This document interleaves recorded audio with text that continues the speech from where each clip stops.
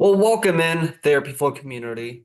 We're excited to help you grow your marketing, grow your client volume, and just grow your practice in 2025 here. So we're going to be diving into a couple core concepts. I'd say a layer deeper than just tactical nuts and bolts, do this, do that, but more equipping you today with some fundamental concepts on how to understand investing into marketing and then how to actually build marketing that's sustainable, that isn't only reliant on you. So if you have a goal this next year in order to get out of your own website manager, your own Google Ads nuts and bolts strategy, some of those pieces, we're going to give you the roadmap on how to make that happen.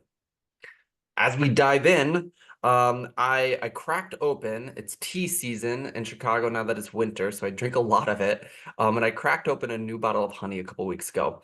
And it came from my uncle who has a small farm up in northern Wisconsin. Incredible honey. And as I was getting it from him, I was asking just a couple questions about, how much volume, like how much does it take to make 1 pound of honey? How much honey do you get from one hive? Like, just what are some of those cadences? And he shared a couple like shocking statistics. Number one is bees touch about 2 million flowers per 1 pound of honey that they create.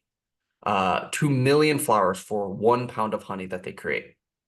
There's also typically about 40 to 80,000 bees in a single hive. So a lot of bees in one hive. And when you harvest, depending on how much they make, you can take about 40 to 60, 40 to 80 pounds of honey from the actual hive. And you have to leave them a couple 100 pounds typically to get through like winter and live off of it. So you can kind of only collect the excess that they create from their hive. And so when you think about it, that means like a beehive to create that production is touching somewhere between 60 and 120 million like flowers or nectar processes in order to make the harvest of honey from one hive. I think he had like 10 or 12 or something like that he's had for the last 20 years. So some absolutely wild numbers. Often in marketing, we think that 1 plus 1 equals 2 and 2 plus 2 equals 4. You do one thing and you get one client out of it. And that's very, very much not the case. It looks much more like honey production, where there's this massive volume of activity on the front end to produce a much more concentrated and much more clear final result. That's how a lot of things are in life. So we're going to be unpacking what some of that means for your practice and how you can use the understanding of that better. Yeah, I love that example actually. That's a really cool example. Even in some of the most targeted, even in some of the most targeted marketing examples or options where you're like, I'm creating a referral partner, or like I have clients that are advocating for my practice, or even like super targeted ads. You still oftentimes have to get like hundreds of clicks or tens and hundreds of clients before you have one or two or three advocates that really get created for your practice. And so I love the example. I think one of the interesting cases here too is in the fundamentals of marketing, and what you see the biggest businesses do is when they want to multiply their revenue, they don't think about how can I multiply my profits, or how can I multiply my price point, or how can I multiply my uh, checkout experiences. They think about how can I multiply my traffic. And traffic is attention. Your attention is valuable. That's how businesses like Facebook make their money. Like huge businesses like Facebook, they don't make their money because you're paying Facebook to exist on Facebook. They're making their money because you're sitting there using Facebook and they're serving ads to you, right? And those ads people make money from, and that's how Facebook makes their money. So your attention is incredibly valuable. And I think that this is maybe a good segue into some of the truths about marketing for therapy practices. Yeah. But not all marketing channels are created equal. There's different ways to get your attention or other people's attention, your potential clients' attention, and not all of them have the same performance indicators. So sometimes Yeah. you need to show an ad to someone 10, 20, 100 times before they decide to take action on it. And it has nothing to do with what you said or the work that you put in, the energy or the effort that you put in. It just has to do with consumer behavior, our Yeah. attention spans, our how we use different platforms or how we exist in a space. I think a great place to zoom in on this is two categories of channels or marketing processes that aren't created equal. Fundamentally different channels or maybe like modes of transportations. There's a big difference between a bus, a train, and an airplane, and that exists in the marketing space as well. They have different purposes, they have different outcomes. A directory site is very accessible to all therapists, whether they own a private practice or group practice, their insurance, their cash pay, they're cheap to free. Pretty much everyone has it. It's a crowded space. It's low barrier to entry. Anyone can do it. And also, if you just spend a little bit of time researching, writing, and getting a headshot, it's not very hard to create sort of as best of a finished product as you can. Like there's not a lot of variations between like the worst profile or the average profile versus the best profile. So that is just very different than the speed or scalability of organic social media or a search engine optimization or paid ads. Fundamentally different modes of transportation for your marketing or channels. Within that, I also think that there's micro differences between certain channels. An example would be Facebook and Instagram ads versus Google ads. And those also have different, I'd say, like inputs and therefore outputs. They require different skill sets or success matrices. Instagram and Facebook are much more creative heavy. You have to have a good creative, and you need a better creative than ever before in terms of writing your copy, your offer, your image. But Google Ads is still much more keyword and optimization and text heavy in terms of some of those results. And so what you have to spend your time optimizing for success is going to be different. Yeah, not all marketing channels are created equal. Um, your I think actually in line with your example, the difference is you buy a plane and maybe you want to do it yourself, and that's like a propeller plane. And then you're like, maybe I need to go a little bit faster. And then you hire someone on Fiverr and you're like, well, maybe this is just still the same propeller plane. And then you go to a vendor and it's like, well, that's a 747. And then you go to like a really pricey vendor that's done it a million times. And that's the jet plane, right? Yeah, Not all channels are created equal. Not even inside of the channels is the work that you're doing all created equal. So 100%. think through it like that. Where are you at in your practice, and what's the vehicle that you need to reach the point that you want to reach? Are you sick and tired of bootstrapping everything? Because maybe you don't have to bootstrap it. Are you sick Yeah, and tired of whatever else? From there, every marketing strategy requires some level of volume. You have to be shown to more people than who will click your ad or interact with your advertisement or yeah, interact with your marketing. So more people have to see you than will interact with you. More people will interact with you than will opt in to work with you. More people will opt in to work with you than you can even work with. And that is the trickle down. That is the situation in perpetuity. That's how it will always be. I think this marketplace, you guys as mental health counselors, you guys get spoiled a lot of the time with referrals.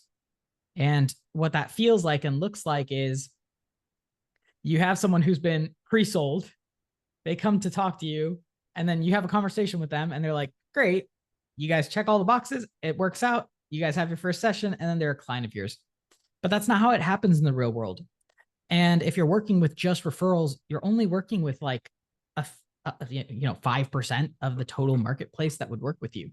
And so if you want yeah, to be able to grow or work with a larger group of people, meaning that you have more stability in your practice, if you want more stability, You have to learn to work with the other 95% of the people that exist out there. And so the 95% of people that exist out there don't know you, have never seen you, have no reason to trust you, have a lot of questions, and they need guidance. Yeah. And so this world that we live in outside of referrals is actually it requires a lot of volume. I think if you knew how much volume it took to reach your goals, it'd be a little scary. If a bee was a conscious human being and you said, yeah, you got to go visit 2 million flowers.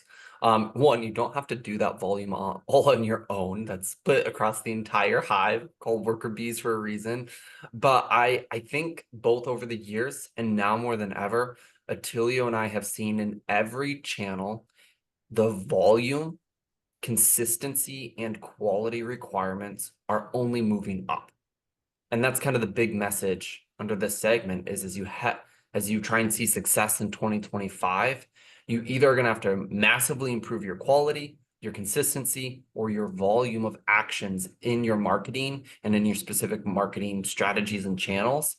Otherwise, you're probably not going to see the results that you want. I think about a referral. I talk to so many practice owners who generate referral partners and have done a lot of networking. And actually, a year ago, 3 years ago, 5 years ago, they did a great job. They did all of the volume they were supposed to do in terms of really gaining ground in the community and having great partners, but then they didn't keep it up. And here's the thing, a relationship degrades over time if you don't touch it. And so not only do you need to be consistently following up and maintaining your referral relationships, you also need to be generating new referral relationships to replace the ones that are not able to be repaired, right? There comes to a point where I talked to a practice owner earlier this week. They were like, yeah, that person retired. And they were sending me about 7 leads on a weekly basis. And I'm like, oh, that is a lot of referrals from one single solo practitioner. They're like, yeah. And, there was a big drop there. And that happens across the board. And so you have to think through the replacement right there in your marketing, especially for things like networking and referral development, because by the time you notice that it's gone, it's often too late. And that's where I end up talking to a practice owners. They're like, I need to do something fast. We suddenly have seen a massive drop in word of mouth referrals. And I thought I was tracking it, but our Google ads kind of don't work great. And then all of our community partners, we're just not getting the calls we want anymore. And I'm like, okay, breathe. We can work through this. We can build new systems, but it's going to take time. And we're going to see some empty caseloads for a couple months because we just don't have the momentum you had 3 years ago. Yeah, please do not wait, guys. Please do not wait. I know sometimes you feel like you're being crafty or a savvy business person by waiting or just like letting it happen and let the profits roll. That's not being a savvy business person. That's not being a savvy business person. It's actually being an irresponsible business person. You have to get ahead of the curve that you want. I'm just gonna say, like, if you own a home, you have to budget in upkeep to own that home. And the same is true for marketing inside of every business in the counseling space and not is you have to budget in not just build out, but upkeep, maintenance, and progress. Yeah. If you do not have if you are not growing, you're actually dying, I think is the easiest way to put that. If the seedling is coming out of the ground and it's not in growth mode, becoming a tree, that means it is becoming dead yard waste. Yeah. So you have to keep the fire going. You have to continue to grow bigger. There is a point where you can reach stability, so you can plateau yourself, and that's fine. But that still requires a level of investment in which you reach stability. And so maybe your practice is 20 clinicians, and stability for you looks like having 80 to 100 referrals in a month. And you know that you can achieve 80 to 100 new referrals in a month by spending this much on your ads. And that is a good system. Yeah. And 1 month, maybe you dip to 80, and 1 month, maybe you surge to 100. But the idea is that you're reaching this sort of equilibrium point, and you're consistently investing, so you will consistently get new clientele in the door. And it's just an equilibrium between your churn and your new incoming clients. That is a responsible business owner. That is someone who's measuring, monitoring, and making the necessary investments to reach a stable point. Now, if you want to grow, oftentimes that requires maybe uncomfortable level of system creation, or an uncomfortable level or a new level of investment, among other things. Yeah. So keep that in mind. You have to keep the fire going. It's like the blacksmith forge. You have to keep pumping it. If it dies out, you have to go in and do the whole blacksmith thing, whatever, whatever it is that they're doing. Clearly we're a little disconnected from blacksmith, but we'll come back with you also with better blacksmith examples next week. But that kind of brings us to our final framework. I call it the DDL framework. And this is what you really need to be using and implementing as you try and build practice ownership. And it's required for two reasons. Number one is it gets the process going. It's going to get kind of marketing to production and decisions made and work done. But if you really have the goal of building a great business, there are inflection points.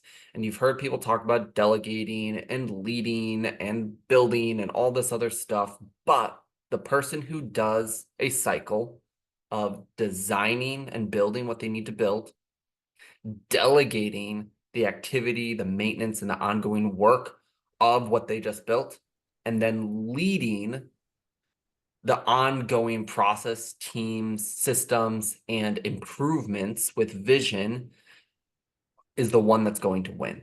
And I see over and over and over again, parts of these steps not be completed. And I'm guilty of this too. When I look at different pieces, I'm like, oh, I did pieces of that, or I skipped steps and I've had to grow as a business owner at different things.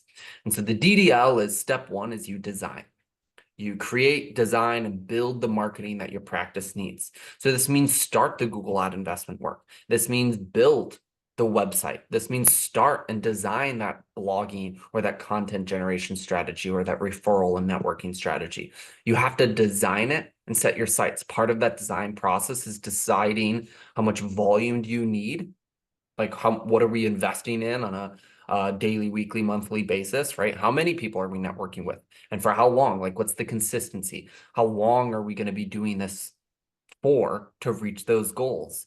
And what's that volume and consistency like? So you kind of have to design the input with the output in mind. How many flowers do we actually need to visit if we want to get, 30 to 60 pounds of honey at the end of this year? So design is step one. Yeah. Once you've designed and you understand maybe what it takes to make your system successful. And I think here, the important thing is keep your eye on the prize, right? Eye on the prize for your marketing, for example, isn't that you launched an ad, which I think some of you mental health practices are excited about launching the ad. And I love that. I really do love that. I love seeing the joy in your eyes when it's like, we did the thing. But the goal actually is that you're getting clients from it, right? That's why you actually launched your ads. And so you have to have the full stroke. You have to have the full stretch through to the end to say, we launched the ad, we did this thing, we're starting to see new clicks, new opt-ins, and new clients from the thing. That means you've designed it and you got it down. Yeah. Then you move on to delegating it. Now, this is where some magic starts to happen. You're not out of the weeds just yet. This part is still hard. If you cannot effectively delegate or mimic what you've done or replace what you've done or just hire somebody else to do it, you have not actually effectively completed like a full circle on this as a business owner. Otherwise, you've just created a new job for yourself. I think some of you guys have seen where you're like, yeah, we started going to in-person events and like, yes, it works. We put up the booth, we get a few clients here and there. But that's still you going to the in-person event, doing the thing, getting a few clients from it. And while it's okay to do that a few times, it's not okay to do that in perpetuity, because that's not how you grow your business. That's how you work in your business. And so it's mandatory for you to understand how to create a series of processes like SOPs. It's mandatory for you to create systems that track and monitor the efficiency of that process. It's important for you to create and have clear outcomes and then be able to hand them off to another team member or a vendor if you're not going to totally create it yourself. Yeah. And so you have to delegate these processes out, especially when it is not effective or efficient for you to do it yourself. Yeah. So a practice owner, I mean, even just a therapist that gets reimbursed $100 or $150 a session, even if you're the practice owner getting reimbursed for that, you should be buying other people's time to do other work, especially in intricate processes that require a lot of various team members, like marketing, where you have to have people who are designers, you have to have people who are copywriters, you have to have strategists and media buyers, and it's an intricate process, right? And you, as the business owner, you're trying to do 6 things all at once, or hire like 6 different people to do the one thing that you need done, and so it starts getting sloppy and crazy. And so use your imagination on this delegation process, but it's all about efficiency and value, honestly, for yourself, There's for your own probably time. 2 other little pieces in this delegation process, just as an awareness piece, is if you've launched a marketing initiative, gotten it to work, just like Attilio talked about, you started going to in-person events, actually probably started to see some result, and then stopped it because we didn't delegate it properly or we lost the energy to keep it going or whatever it is. That's the error here, is you did probably the design work, you launched a good channel, but that's where the finishing of the delegation and then moving into the lead part is really important. And before we talk about leading, there's one other example, because this happens every single day. We talk to a practice owner and they want to launch Google Ads with us, and that's the one thing that they want support with. But often, because they aren't the marketing expert, which is fair, that you haven't run Google Ads before, you've never gotten Google Ads to work, so you're trying to figure out how to make that happen. A question like this comes up: how long will it take for us to get full?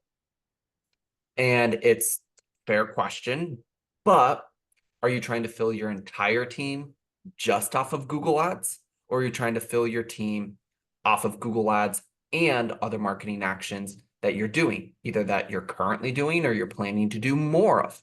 And we're still, when we get into this lead aspect, design, delegate, and lead all work together, because if you are not the arbiter of your needs, your wants, and the communicator to your vendors or to your employers or some of those things, it really changes the conversation for a Google Ads provider if you aren't doing any other marketing. Can you fill caseloads just off of Google Ads? 100%. We do it all the time. But does it change our recommendations on how much budget you should spend, how long it's going to take, how much creative work is needed for us to give you our desired endpoint for those things? Yes. And this is where you have to lead this whole process. You have to often step into all of this and not just set it and forget it, not just think that hiring a Google Ads person is the finished work, but managing them properly. Attilio, what does it take to manage, I'd say like a vendor, an employee properly once the systems are in place and the work is being done? Yeah. My my favorite vision of a CEO is that they are the chief tastemaker and the chief accountability officer. So if you find yourself as the leader of the organization, meaning you're the person, you're the place where the buck stops. Okay. You're the place where the buck stops. If a decision has to be made, it's made by you. So if that's you, I'm talking to you here. You have to be the one that's the taste maker, which means you have to know what you're making the taste on. Okay. If you don't have a seasoned palate, meaning you don't know your performance metrics, you will not make good decisions. You will not make good decisions. If you do not know what to keep your team accountable for, you will not make good decisions. And if you're not keeping your team accountable, you will not have a team that is accountable. You will not have a reliable team. So what that means is that you have to be hyper in tune with the performance metrics that are required. Okay. There's a lot of vanity metrics out there. And I teach this oftentimes, I teach this principle with a bow tie because you can kind of see like the marketing, sales to cash point, and then fulfillment and delight or advocacy. And so you have to know each of the little steps that fuels your vehicle. Okay. Think of your, we love using vehicles. Think of your airplane. It requires gas. It turns gas into energy inside of the motor. The motor spins, the propellers move, and then the propellers pull the plane and lift and everything else that happens with planes. Okay. And so you have to know all of those processes, all of those steps, and to what degree they should be tuned in order for your plane to fly. So you have to know that to be a leader. You have to know what KPIs you should shoot for. The, the next step would be you have to be the accountability officer as well. Now, that doesn't mean that you're micromanaging. I don't think that that actually helps anyone. That really doesn't help anyone except for maybe the first time that a job has to be done. But if you're micromanaging, oftentimes that means you're overstepping and you're spending too much time yourself on the task. And if someone's not responsible or not able to hit the result, then you probably just need to decide whether this is worth the investment or not. So is it taking too long or not? And sometimes it's a hard decision to make, but you need to make that decision. Yeah. So those are really the items. You have to be the tastemaker. And to be the tastemaker, you have to know what you're tasting for. And then you have to be the accountability officer, meaning you're the person where the buck stops. You're the person that has to make the decision whether to continue investing or not. And oftentimes that means sometimes you just maybe have to make a hard decision on making a change or deciding that something needs to be, twisted or maneuvered in a different way to get the result that you need. Yeah. There's not always a critical failure of employees doing executive action. That does happen. Sometimes you just have a bad employee, you hire them to do a good job, did everything right, and they just didn't do it for whatever reason. People are people. However, especially in an area that feels very unfamiliar, feels very weird, something that you physically don't want to push into or spend a lot of time in, but you're still the business owner that has to do it. And for most practice owners, marketing is that business aspect that they besides maybe finances, but especially if you get larger, you've probably bit your teeth around finances a little bit by necessity, and maybe you're still struggling with wrestling with marketing, that side of things. If you've had employees in the last year that you've suddenly like one day showed up, looked at their numbers, realized that it was just going atrocious and there was no easy way to fix fill in the blank, and you fired them or you suddenly had to let someone go or whatever else on like a sudden dime. And I probably talk to about a practice owner every week that this has happened with, so I know it happens all the time. It's probably an indication that that is a mirror being held up, that the leadership around marketing, around tracking, and around tastemaking is not as robust as either you think it is or as robust that it needs to be. And this is your awareness that you have to be that tastemaker. You have to be that leader. You can use and rely on other people to sometimes even help you design the outcomes and know the outcomes, delegate the outcomes. But as long as you are the business owner, you are the leader. You are the manager, even if that is the manager of managers, because you have a large practice that still sits in there. We hope this helps. We hope this helps clarify some of your marketing and helps you reflect on what you need in 2025 to continue the growth. Best of luck. We'll see y'all. We'll see you guys next time.